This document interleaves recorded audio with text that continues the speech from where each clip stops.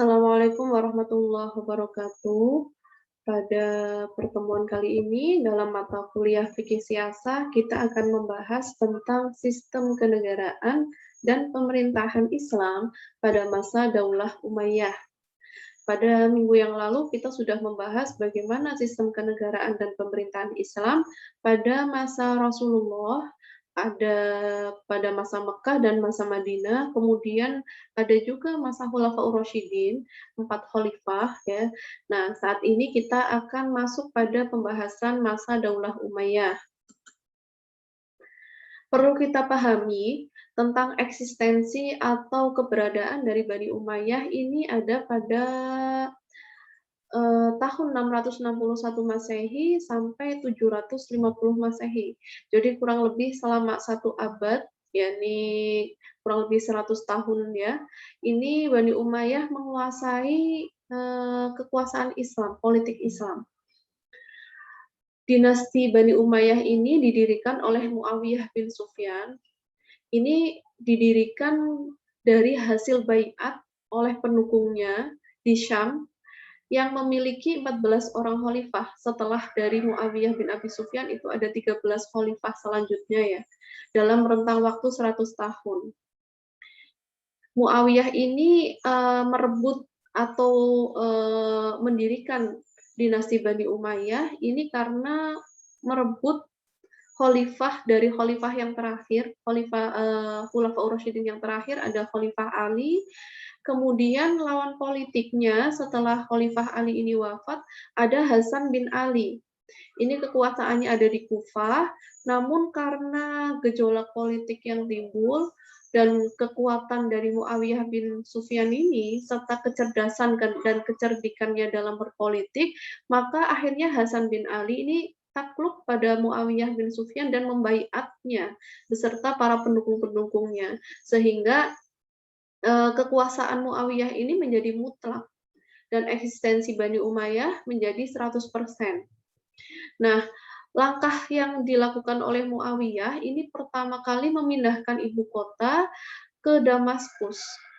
Karena Damaskus ini merupakan basis kekuatan dari Muawiyah sehingga nanti pengaturan kenegaraannya akan lebih mudah terpusat di Damaskus ya. Karena Damaskus ini juga jauh dari wilayah Kufah. Kufah ini yang awalnya menjadi basis kekuatan Hasan bin Ali, lawan politik dari Muawiyah. Kemudian sistem pemerintahan pada masa Muawiyah atau masa Bani Umayyah ini ya lebih umumnya diganti. Pada masa Nabi dan masa Khulafaur Rasyidin, bagaimana cara mengangkat pemimpinnya itu berdasarkan demokrasi atau syuro gitu. Namun pada masa dinasti Umayyah ini lebih pada kewaris. Jadi sistemnya adalah monarki. Ketika Muawiyah kemudian turun dari tahta, kemudian menunjuk anaknya untuk menjadi seorang khalifah atau penguasa dari dinasti Bani Umayyah. Ini pertama kali dalam sejarah Islam bahwasanya sistem pemerintahan yang awalnya bersifat demokrasi, kemudian beralih menjadi monarki. Nah, pada masa ini juga menggunakan istilah negara sekuler, artinya antara agama dan politik pada masa dinasti Umayyah ini terpisah, gitu. Yang memimpin agama ada sendiri, kemudian yang memimpin sebuah pemerintahan juga ada sendiri. Ini diawali oleh Bani Umayyah. Selanjutnya, apa saja kebijakan yang ada pada masa Bani Umayyah?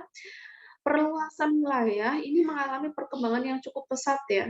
Jadi karena dinastinya ini besar dan kekuatan politiknya juga kuat, kemudian para pejabat-pejabatnya ini juga tangguh ya.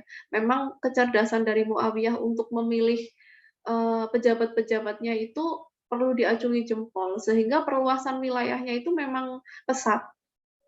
Dari bidang birokrasi atau administrasi negara, ini terdapat lembaga pengawal pribadi atau disebut dengan hajib. Dia berfungsi sebagai protokoler khalifah, artinya siapapun yang akan bertemu dengan khalifah, maka wajib untuk bertemu dengan protokolernya dulu untuk mengatur jadwal dan lain sebagainya. Muawiyah ini, terutama Muawiyah ya, karena pelopornya Muawiyah, ini belajar dari kesalahan khalifah terdahulu, Khulafaur Rasyidin, yang bisa terbunuh gitu, karena tidak punya pengawal pribadi atau bodyguard ya, bodyguard. Ini sehingga menjadikan Muawiyah ini memilih Hajib untuk dijadikan sebagai pengawal dan protokoler dari khalifah. Kemudian pada ranah perekonomian dan kesejahteraan rakyat, ini para khalifah dari buku atau referensi yang saya baca ini sampai akhir periode Bani Umayyah, semua khalifahnya bersikap yang sama ya. Jadi memberikan tunjangan pada rakyat sesuai dengan jasa mereka. Gitu. Jadi ada beberapa dirham untuk golongan A, golongan B dan lain sebagainya sebagai bentuk tunjangan dan rasa terima kasih atas jasa-jasa mereka. Ini diambilkan dari keuangan negara, ada dari zakat, kemudian ghanimah, kharaj ya, pajak perdagangan dan jizyah. Untuk maksud dari zakat, ghanimah, kharaj itu apa? Kemarin sudah dibahas pada pertemuan tentang maliyah ya, tentang apa namanya, fikih siasah bidang yang maliyah. Selanjutnya kebijakan politik Bani Umayyah tentang struktur pemerintahan pusat. Jadi di dalam wilayah Bani Umayyah juga ada dua strukturisasi, ada pusat dan daerah. Nah, untuk pemerintahan pusat ini dipimpin oleh katib atau sekretaris. Jadi ada, kalau saya istilahkan dilihat dari bagiannya itu bagaikan menteri-menteri ya, sekretaris-sekretaris negara. Jadi bidang-bidangnya itu dipimpin oleh katib namanya. Ini lembaganya ada apa aja? Diwanul Jun, ada militer, al-kharaj, ada pajak dan keuangan. Ini kan kalau di Indonesia kita sebut sebagai menteri ya, menteri keuangan gitu kan. Kemudian bagian al-rosail atau surat menyurat, karena pada masa itu surat menyurat itu sangat penting. Komunikasi antara khalifah dengan gubernur di daerah dan lain sebagainya, ini menggunakan surat menyurat. Gitu. Antara satu apa namanya, kerajaan atau satu wilayah dengan lawan politiknya pun ini kan dengan surat menyurat. Maka ini dianggap penting juga. Kemudian ada al-khotam atau arsip, arsiparis ya, pengarsipan negara. Kemudian ada al-barid, bagian pos dan registrasi penduduk. Selanjutnya kebijakan ini ada sejak Khalifah Umar. Sebenarnya ada kebijakan-kebijakan ini, namun untuk menjadikan suatu lembaga dan lebih tertib ya, karena kalau sudah menjadi sebuah lembaga artinya sudah lebih tertib. Ini ada pada masa Daulah Umayyah. Selanjutnya adalah kekuasaan daerah. Kekuasaan daerah itu dibagi menjadi 5 wilayah provinsi.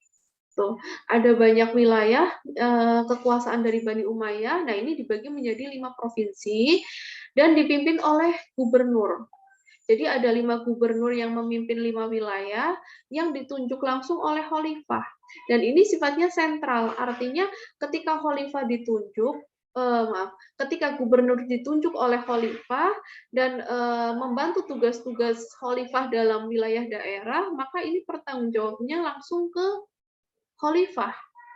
Tidak hanya sendiri, nanti gubernur juga dibantu oleh katib daerah ya.